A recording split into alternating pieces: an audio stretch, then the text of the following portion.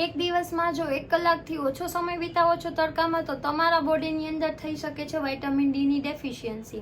Recently જ થયેલા એક રિસર્ચમાં જાણવા મળ્યું છે કે ઇન્ડિયાની અંદર 90% લોકોની અંદર હોય છે વિટામિન ડી ની deficiency. Hello guys, stay active, stay positive and of course stay tune with my channel. I Mansi Khakkar heartily welcome you all to my YouTube channel. મારું કામ છે સાચી અને સચોટ માહિતી પૂરી પાડવી જેથી કે મારા યુટ્યુબ ફેમિલી મેમ્બર્સ છે એ એક હેલ્ધી અને રોગોથી મુક્ત એવી લાઈફ જીવી શકે, એ પણ ખૂબ જ સરળતાથી. જો તમે મારી ચેનલ પર નવા હોય તો જરૂરથી સબસ્ક્રાઇબ કરી લેજો, સાથે નોટિફિકેશન બેલ પણ પ્રેસ કરી લેજો જેથી કે હું જ્યારે પણ ન્યૂ વિડીયો અપલોડ કરું તો તમને એની માહિતી મળી જાય.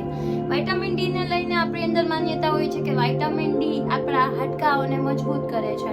સાચી વાત છે, પરંતુ વિટામિન ડી ફક્ત આપણા હાડકાઓને મજબૂતી જ પૂરી નથી પાડતું, પરંતુ આપણી હાર્ટ હેલ્થને સ્વસ્થ રાખે છે, આપણા હાડકાઓને મજબૂતી તો પૂરી પાડે જ છે, આપણા બ્લડની અંદર રહેલું કોલેસ્ટ્રોલ લેવલ છે એ જાળવી રાખવામાં મદદ કરે છે, આપણી ઇમ્યુન સિસ્ટમ સ્ટ્રોંગ રાખે છે. પ્લસ બોનસમાં જો તમે મારી જેમ એક સ્કિન કોન્શિયસ ને હેલ્થ કોન્શિયસ પર્સન હોય તો તમારી હેલ્થ, તમારી હાર્ટ હેલ્થ અને તમારી સ્કિન હેલ્થને પણ ખૂબ જ મજબૂત રાખે છે. આજના આ વિડીયોમાં તમને જાણવા મળશે કે જો તમારી બોડીની અંદર વિટામિન ડી ની ડેફિશિયન્સી હોય તો એને કેવી રીતના દૂર કરી શકે, કેવી રીતે વિટામિન ડી નું લેવલ છે એ આપણે આપણા બોડીની અંદર મેન્ટેન રાખી શકીએ. મારા લાસ્ટ વિડીયોની અંદર જ કીધેલું હતું કે જો તમે તમારી બોડીને કવર કરીને સનલાઇટમાં રહો છો યા તમે અમ્બ્રેલાનો યુઝ કરો છો કે પછી સનસ્ક્રીન લગાવીને જો તમે સનલાઇટમાં રહો છો તો તમારી બોડી પ્રોપર વિટામિન ડી ને એબ્ઝોર્બ નહીં કરી શકે. મતલબ કે તમારી બોડી જો કવર હશે તો તમારી બોડી છે એ વિટામિન ડી ને પર્યાપ્ત પ્રમાણમાં નહીં એબ્ઝોર્બ કરી. હવે વાત કરીએ શું ખાલી સનલાઇટ થી જ વિટામિન ડી મળી રહે છે? ના, ઘણી બધી ફૂડ આઇટમ્સ બી એવી છે જેનાથી તમને મળી શકે છે વિટામિન ડી. ફર્સ્ટ છે એગ યોક, સેકન્ડ છે મિલ્ક છે, ફિશિસ.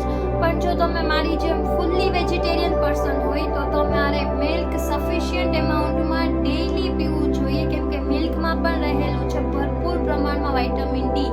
પરંતુ શું ખાલી ખોરાકથી જ વિટામિન ડી ની ડેફિશિયન્સી પૂરી થઈ રહી છે? ના, વિટામિન ડી ની ડેફિશિયન્સી દૂર કરવા માટેનો હજી એક ઉપાય છે અને એ છે સપ્લિમેન્ટ્સ. માર્કેટમાં આજે ઘણા બધા સપ્લિમેન્ટ્સ અવેલેબલ છે જે તમારી વિટામિન ડી ની ડેફિશિયન્સી દૂર કરી શકે છે. પરંતુ આપણે શું કરીએ છીએ, કોઈ પણ એક સારી એડવર્ટાઇઝમેન્ટ જોઈ કે કોઈ પણ આપણી ફ્રેન્ડ કે આપણા કોઈ પણ રિલેટિવ કોઈ પણ સપ્લિમેન્ટ સ્ટાર્ટ કર્યું તો બસ એનાથી આપણે લલચાઈ ગયા અને આપણે પણ એ સપ્લિમેન્ટ સ્ટાર્ટ કરી દીધા. ના, મેં મારા આગળના બધા જ વિડીયોમાં કીધેલું છે કે કોઈ પણ સપ્લિમેન્ટ સ્ટાર્ટ કરતા પહેલા you should consult your doctor. તમારે તમારા ડોક્ટરને કન્સલ્ટ કરવું જ જોઈએ, કારણ કે આપણને નથી ખબર કે આપણા બોડીની અંદર કઈ ડેફિશિયન્સી છે, કયા વિટામિન્સનું લેવલ કેટલું છે, શું ખરેખર રિક્વાયરમેન્ટ છે, એ ફક્ત એક ડોક્ટર જ જાણી શકે છે, એ પણ તમારા રિપોર્ટ્સ કર્યા પછી.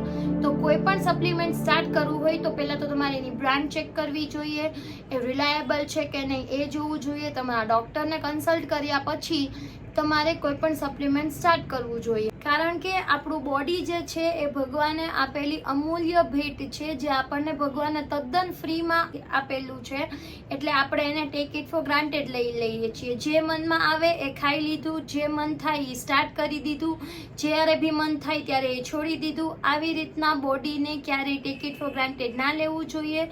ભગવાને ખૂબ જ સરસ ભેટમાં આપેલું છે તો એની આપણે કાળજી પણ લેવી જોઈએ, જેવી રીતના આપણે આપણા સ્માર્ટફોનની કાળજી લઈએ છીએ કે એને કંઈક થઈ ના જાય, એને સ્ક્રેચીસ ના આવી જાય.